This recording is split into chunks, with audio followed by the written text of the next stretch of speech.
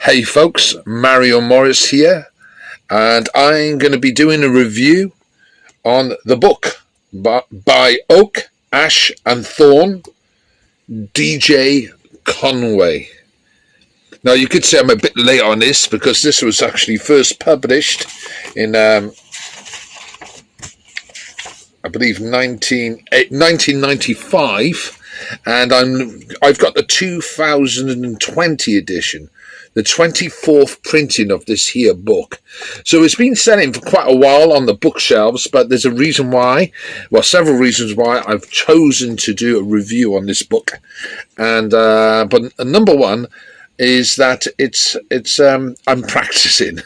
I'm wanting to do a few reviews, and I get familiar with working with my camera, and I figured what a great way to do that, but to do a review on a book that I've enjoyed. Secondly, yes, and that is, it's a book that I really found enjoyable. Now, I picked this up, like I say, first, quite a number of years back, and where I have a strong interest in Druidism and Celtic roots, and I also was interested in shamanism and the, if you like, the cross-culture significance of shamanism in our own Celtic heritage. And this book was recommended to me, and I picked it up, and it's got mixed reviews, and that confuses me somewhat, because I found this book to be a gem.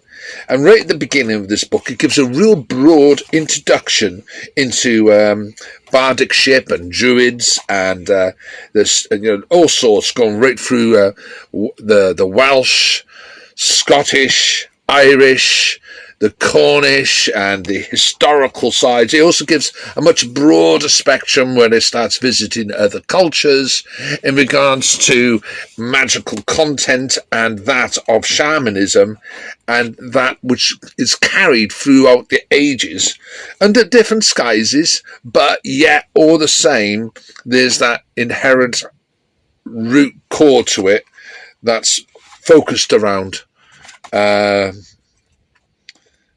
Celtic practice.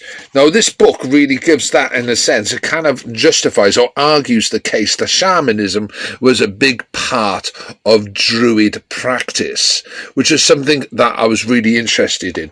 And that almost, so you get the history, you get the background in it, and I feel like it presents a real interesting perspective. So you always have that area of, we have the Druids, we have understanding of Druidsy through a modern day perspective, and we also have the bards, and then you have the ovates, which is kind of that grey area. Oh, the ovates, what are they?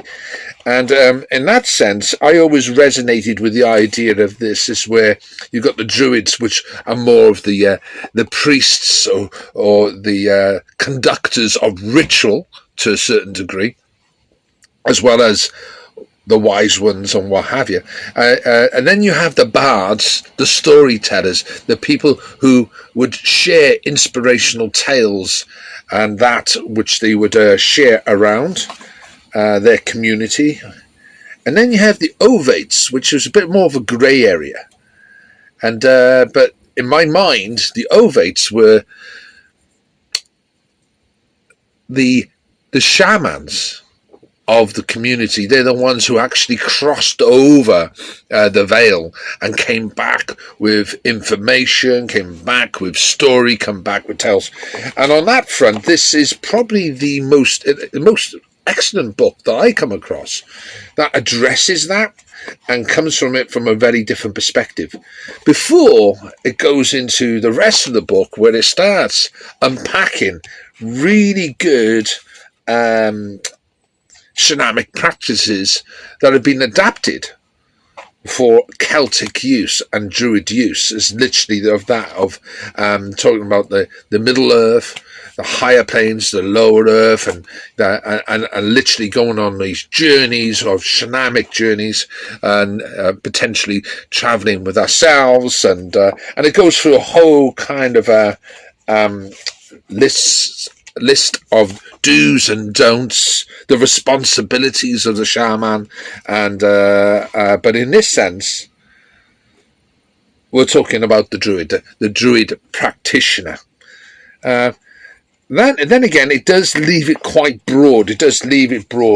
And but as a tool, as a book, I found it most excellent. And I would, if that's something you're interested in, it does approach it from an academic perspective. So it has an appendix at the back. It has a lot going for it. And there's a lot of other books out there. I've got a whole pile of various different books on esoteric matters, and a little small selection of books on Druidism and in bardicship. And I figured in my little practice that I'm doing here that I'm going to review various books maybe once a week. I'm going to pull out a book and to see where this takes us.